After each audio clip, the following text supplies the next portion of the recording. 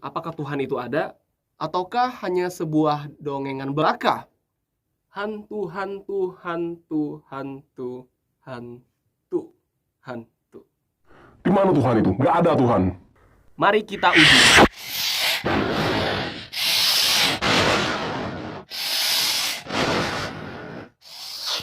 Dua, tiga.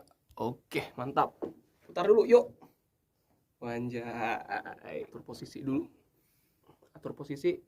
Oke, kiri kanan.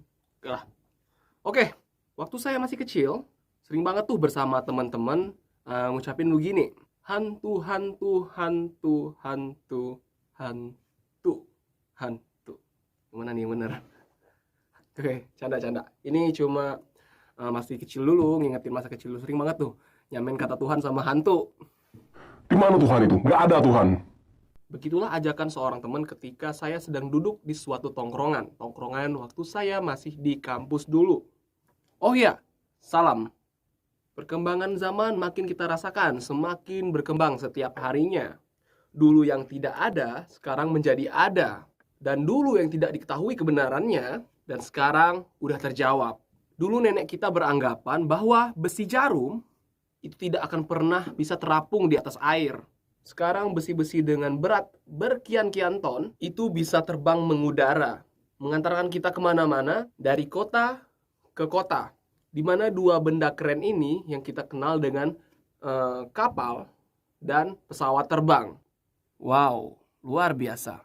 Itu semua disebabkan oleh upaya manusia untuk mengikuti akal pikirannya. Untuk menguji suatu hal, apakah sifat besi yang berat itu mutlak tenggelam atau tidak? Atau pertanyaan dasarnya, apakah itu benar atau salah? Mari kita uji.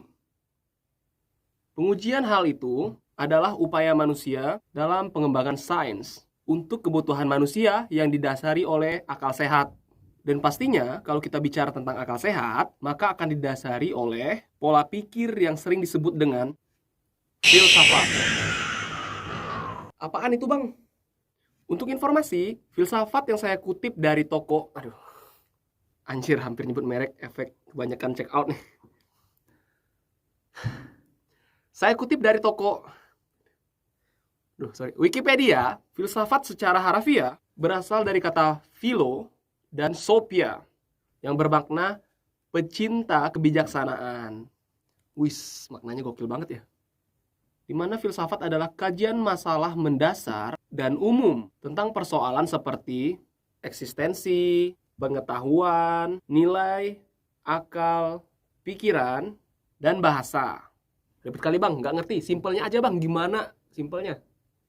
Nah, sederhananya, filsafat adalah berpikir secara mendalam mengenai suatu hal dengan kita menguji informasi atau data-data dan fakta-fakta sehingga menimbulkan suatu kebenaran yang berujung pada kesimpulan hingga pengambilan keputusan. Oke, saya akan kasih contoh silogismenya.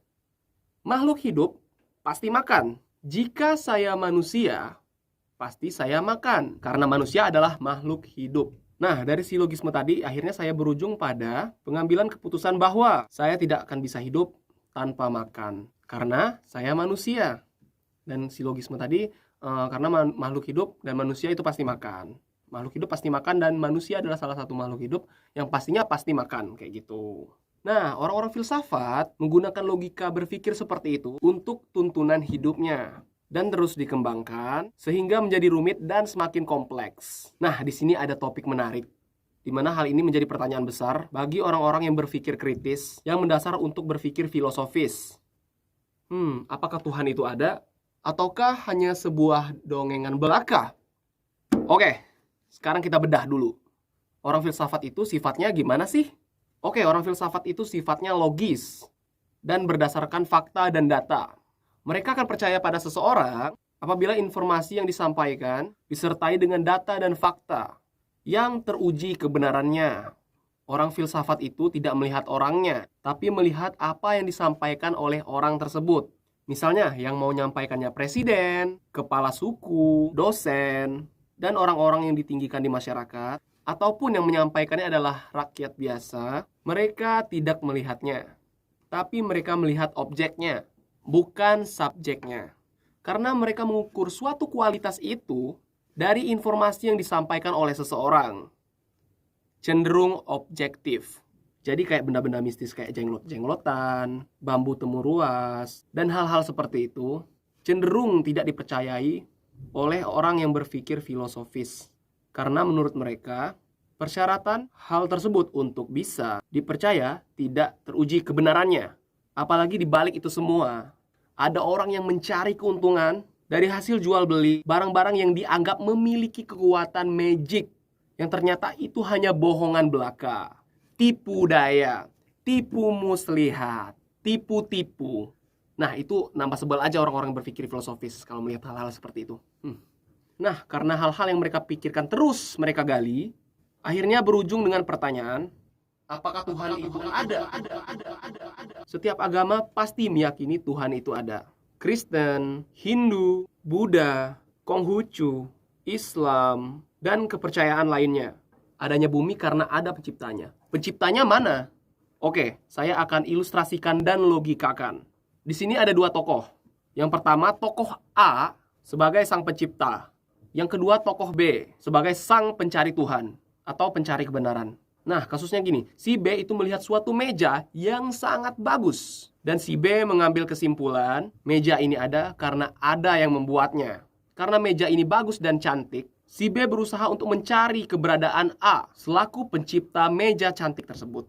Karena si A orang yang hebat dan bukan seniman biasa, dia punya mata-mata yang sangat banyak, di mana dia tidak ingin dikagumi karena wujudnya, tapi dia ingin dikagumi karena karyanya. Sehingga setiap B ingin mencari si A, maka si A selalu menghindar. Karena B adalah orang biasa dan A adalah orang yang hebat, yang punya banyak mata-mata, maka si B dan si A tidak pernah bertemu. Nah, tak beda dengan manusia yang sedang mencari keberadaan Tuhannya, yang telah menciptakan alam semesta ini. Karena Tuhan Maha Kuasa dan serba tahu, setiap gerak-gerik makhluknya, jika ia hanya berkehendak untuk menunjukkan tanda-tanda keberadaannya, tanpa menunjukkan eksistensinya secara langsung, dan hanya memberikan sinyal-sinyal keberadaannya melalui mukjizat-mukjizat, maka kita sebagai makhluk ciptaannya yang serba terbatas, serba kekurangan, tak berdaya, itu bisa apa? Bicara soal mukjizat, maka dari itu Tuhan menunjukkan eksistensinya dengan beberapa mukjizat yang disampaikan melalui utusannya. Kalau dalam Islam tuh Nabi dan Rasul. Contohnya terbelahnya Laut Merah yang dilakukan oleh Nabi Musa atas izin Tuhan. Dan hal tersebut terbukti di mana para arkeolog banyak menemukan peninggalan-peninggalan puing bekas peralatan perang, kereta perang, dan sebagainya, punya pasukan Firaun yang tenggelam di dasar Laut Merah. Hal ini bertujuan agar manusia bisa berpikir bahwa eksistensi Tuhan itu benar adanya. Saya sangat yakin seorang yang belajar filsafat pasti sadar bahwa dia adalah makhluk yang terbatas, baik dari segi fisik atau pikiran untuk mengkaji suatu hal. Sekarang saya tanya pada Anda, khususnya yang tidak percaya Tuhan, apakah terciptanya alam semesta ini hanya sebuah kebetulan tanpa ada kekuatan luar biasa yang membuatnya tercipta? Apakah manusia beserta dengan organ-organ tubuhnya, seperti DNA, sel, syaraf, dan organ kompleks lainnya, itu tercipta hanya sebuah kebetulan? Silahkan Anda jawab sendiri. Selain itu, ajaran agama adalah ajaran yang baik, di mana agama menyuruhkan kita sebagai manusia untuk menjaga dan merawat alam ini, di mana hal ini menunjukkan bahwa agama itu adalah benar-benar dari Tuhan. Yang membuat agama menyimpang karena melanggar norma-norma kehidupan, itu hanyalah oknum yang tidak bertanggung jawab. Padahal di dalam agama udah sangat jelas untuk hidup saling bertoleransi agar tidak merugikan diri sendiri dan orang lain. Semuanya akan berjalan dengan damai. Oh iya, saya ingin bertanya, jika kalian diberikan umur 10.000 tahun, apakah kalian bisa menggunakan waktu yang sangat lama tersebut untuk sukses bertemu Tuhan secara langsung, face to face? Mungkin saja iya, tapi kamu akan menemukannya di alam yang berbeda. Yuk, bermanfaat untuk diri sendiri dan orang lain. Sangat bagus berpikir logis dalam kehidupan, agar bisa mengambil keputusan dengan bijak. Tapi Tuhan jauh lebih bijak dari kita, jauh lebih luar biasa dari kita yang hanya sebagai makhluk dengan banyak keterbatasan dan kekurangan. Umurmu sangatlah singkat, fisikmu semakin hari semakin melemah. Cepat ambil tindakan, jangan sampai kamu menemukan jawabannya ketika kamu tidak lagi di atas tanah. Oke deh, di sini saya memposisikan diri saya sebagai umat beragama Dan ini hanya sebagai perenungan untuk kalian yang berpendapat berbeda. Sekedar share logika berpikir saya, karena tidak ada paksaan dalam memeluk suatu keyakinan.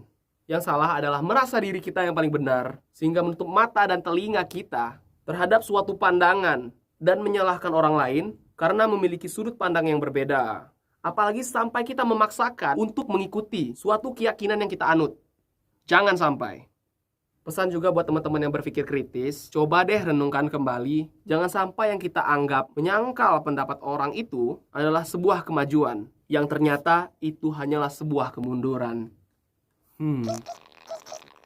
Boleh direnungkan. Semoga dengan saya nge-share video ini ke kalian, ini bisa membuka pikiran kalian menjadi lebih luas, terus menjadi amal ibadah buat saya, dan pastinya amal ibadah buat kalian yang nge-share video ini. Ini pemikiran positif bangsat. Kenapa bangsat? Silahkan cek video YouTube pertama saya ya, di sana bakal dijelasin. Apakah pemikirannya bangsat? Silahkan tambah ilmu kalian dari referensi lain. Gimana pemikiran positif kalian? Yuk berbagi, yuk saling isi, yuk kita kedepankan toleransi. Salam.